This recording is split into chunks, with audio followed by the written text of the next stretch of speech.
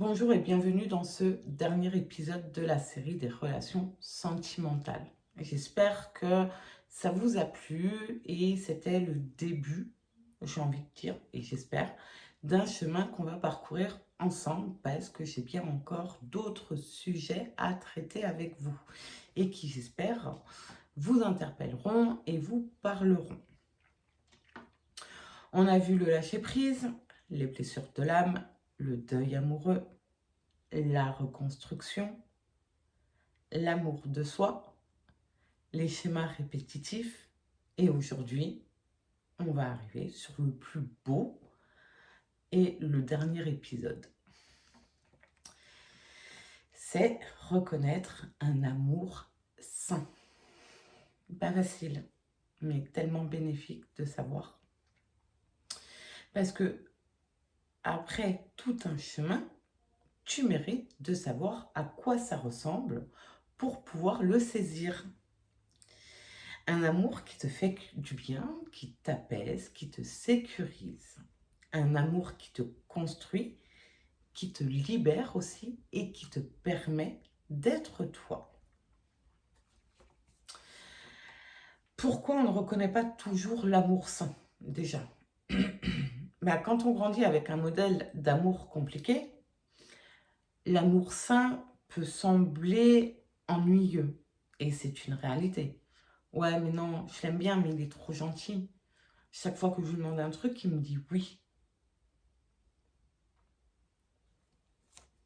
Je sais pas, il manque de la dispute, c'est pas passionnel, c'est pas torride, c'est pas fusionnel, c'est pas explosif. Hmm. On sait très bien ce que ça donne les relations passionnelles explosives. Quand c'est trop calme, quand c'est trop simple, quand c'est trop sans frisson. On associe toujours l'amour à l'intensité, à la passion douloureuse, à l'attente. Et quand quelqu'un arrive qui est stable, présent, cohérent et prêt à s'investir, la première chose qu'on se dit, c'est il se passe rien, quoi. Je ressens pas grand-chose. Il me fait pas mal.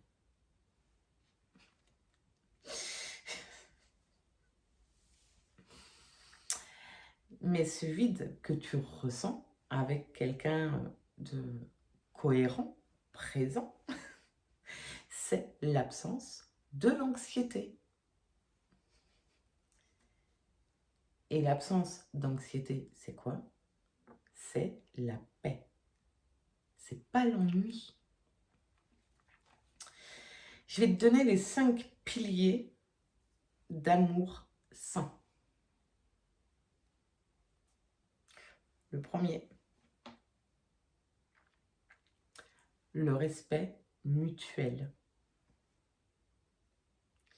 Dans un amour sain, on se respecte toujours.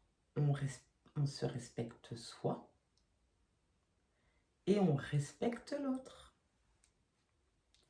Même dans le désaccord. Même dans la colère.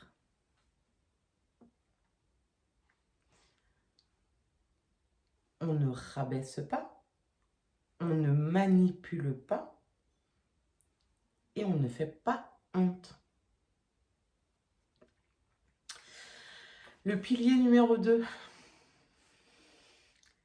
la sécurité émotionnelle. Tu peux être toi-même avec tes forces et tes fragilités. Tu n'as pas peur de la réaction de l'autre quand tu exprimes ce que tu ressens. Tu te sens réellement et vraiment en sécurité. Tu oses parler de ce que tu ressens.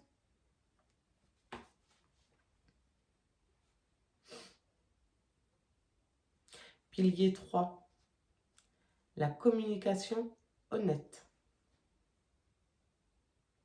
on peut se parler vraiment. Une réelle communication, un temps d'échange et d'écoute. Dire ce qui ne va pas sans que ça devienne une guerre, sans que ça bascule dans les reproches. Et exprimer ses besoins sans avoir peur d'être jugé ou rejeté.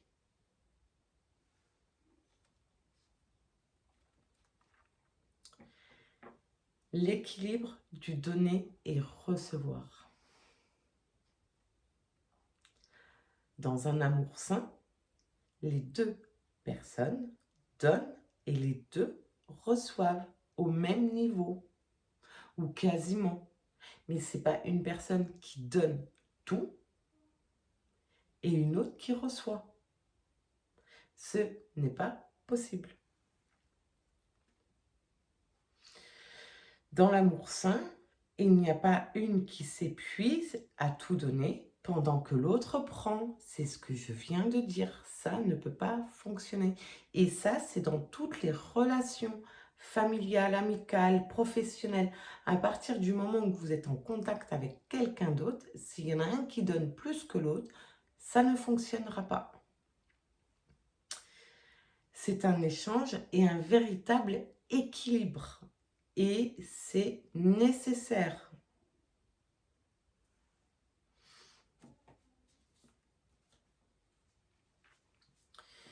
Et le cinquième pilier, le dernier, la liberté individuelle. Un amour sain n'étouffe pas. Tu gardes tes amis, tes passions, tes projets, ton identité. Vous êtes ensemble, mais vous restez deux personnes entières. Un couple, c'est trois. Toi, l'autre, le couple. C'est pas une fusion, c'est une alliance.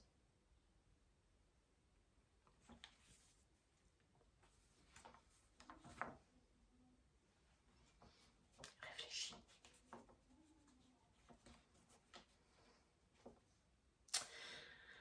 Du coup, comment accueillir cet amour quand il arrive? Quand un amour sain se présente, on peut en avoir peur. Peur que ça ne dure pas. Peur de ne pas mériter ça. Peur d'être déçu encore. C'est normal. C'est ta blessure qui te protège encore. Mais voilà, je vais te dire quelque chose.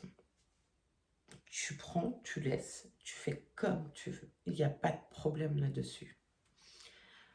Moi, je te conseille, quand il y a un amour sain, une bonne personne en face de toi qui va t'apporter ce que tu attends et ce que tu souhaites depuis très longtemps, laisse-le entrer dans ta vie en douceur.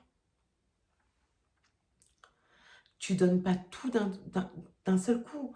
Tu observes, patiente, écoute. Mais investis-toi petit à petit. Si tu repousses la personne en face, elle partira.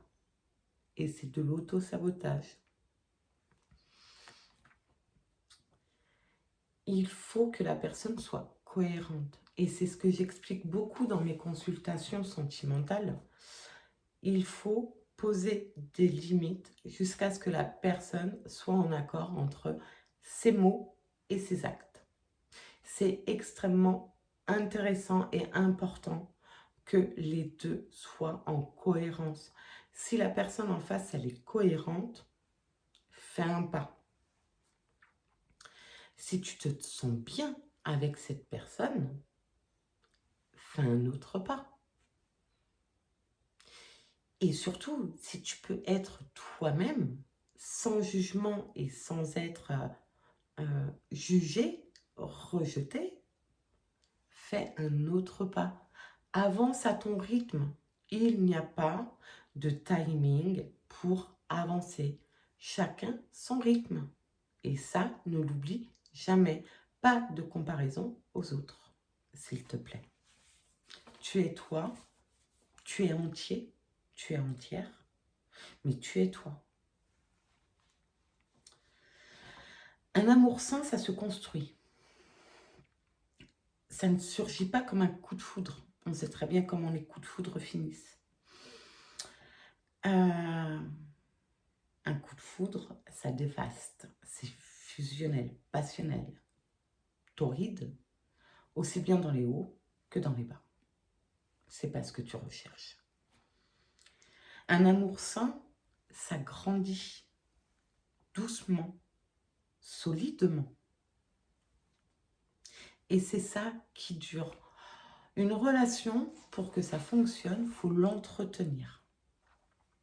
À des moments à deux. Difficile quand c'est un couple avec des enfants, le travail, le métro, boulot, dodo, la charge mentale de la maison, des soucis, le travail, les enfants et tout ce qui s'ensuit. Il faut s'octroyer un temps à deux. C'est important et que ce ne soit pas toujours la même personne qui soit à l'initiative de ces moments-là. Alors, je ne parle pas de week-end aux Maldives ou je ne sais pas trop où. C'est une balade, main dans la main. Ça peut être un soir comme ça, un câlin. Ça arrive de nulle part, ça coûte pas cher. Mais ça montre à l'autre qu'elle est encore importante pour soi. Et c'est important d'entretenir cette relation.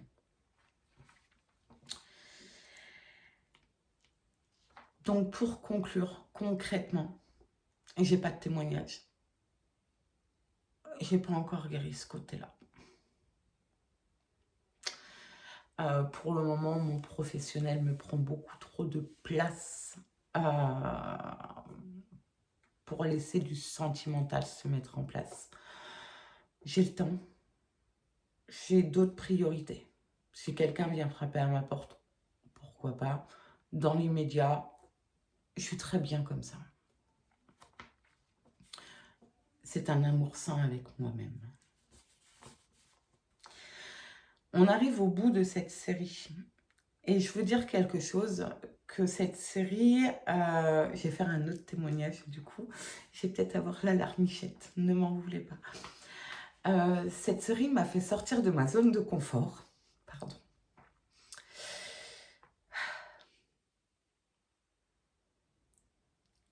M'a aidé à rencontrer des belles personnes aussi.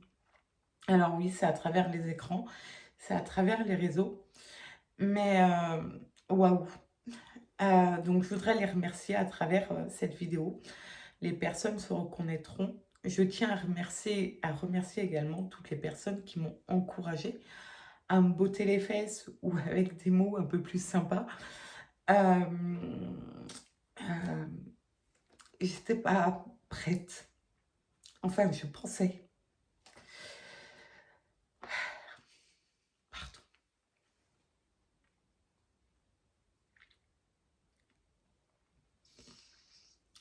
À passer devant la caméra. Et en fait, je me suis rendu compte que je m'éclate à faire ces podcasts, ces vidéos, même si elles cartonnent pas, même si elles font pas le buzz. En tout cas, le retour que j'ai, c'est que ça fait du bien aux gens, aux personnes qui les écoutent, qui les voient. Et c'est ma plus grande victoire. Donc, je compte continuer. Donc, je suis désolée pour ceux qui voulaient que j'arrête. Non, je continue parce que c'est un réel plaisir de partager mon expérience de vie avec vous, du cheminement que j'ai pu faire. Et merci, en fait. Merci à toutes les personnes qui ont pu être là pour moi. En tout cas, durant cette période où, avant de me lancer, j'ai eu beaucoup de doutes. Et je me suis dit non, je ne suis pas assez. J'ai essayé de trouver la perfection. Et en fait, non. Je veux juste être moi, en fait. Et voilà. Donc, merci aux personnes. Donc, pour conclure, voilà mon petit témoignage. Rien à voir avec l'amour sain. Si, peut-être un peu quand même. Cette série m'a fait apprendre, m'a permis de vous transmettre beaucoup de choses et j'en suis ravie. D'écouter les vidéos, c'est déjà un premier grand pas que vous faites, même si les graines germent plus tard. C'est pas un problème parce que il faut laisser le temps au temps. Le temps est un ami. Donc, et si tu as décidé d'avancer grâce à ces vidéos ou si j'ai t'ai aidé à comprendre certains fonctionnements que tu avais et à cette prise de conscience que tu ne voulais plus, ben, j'ai gagné. Je vais refaire un peu le tour des thèmes que j'ai pu aborder. Donc, le lâcher-prise, les blessures de l'âme, le deuil amoureux, la reconstruction, l'amour de soi, les schémas répétitifs et aujourd'hui l'amour sain. Ce chemin, il est le tien, sache-le, et tu n'es pas seul à le faire. Et comme à mon habitude, je terminerai avec une petite pensée. Tu mérites un amour qui te ressemble, un amour qui te fait du bien, un amour qui te permet d'être pleinement toi. Ce n'est pas un rêve que tu mérites, c'est une réalité. Mets en place les choses pour aller le chercher. Merci d'avoir été là tout au long de mes vidéos, un peu brouillon, mais un peu moins, parce que c'est comme ça que je suis aussi. Si tu as envie, n'hésite pas à partager, à relayer, à parler de moi.